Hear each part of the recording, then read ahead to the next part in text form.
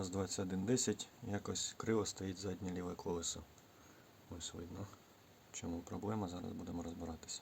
Проблема у нас ось з задньою балкою. Вона тут відгнила, її вже дотворили.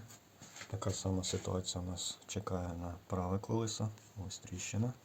Зняли колесо, одразу бачимо, ось у нас виламалась балка повністю. Це у нас балка з правого боку, згнила повністю.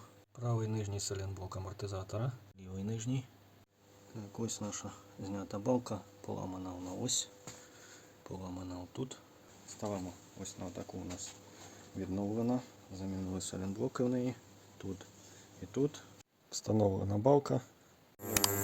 Відбійник замінили, пильник, відбійник і сайлентблок нижній. Проводки поставили, ступицю вичистили, обробили мідною змазкою, зібрали з правого боку, викачали гальма, перевірили трубки.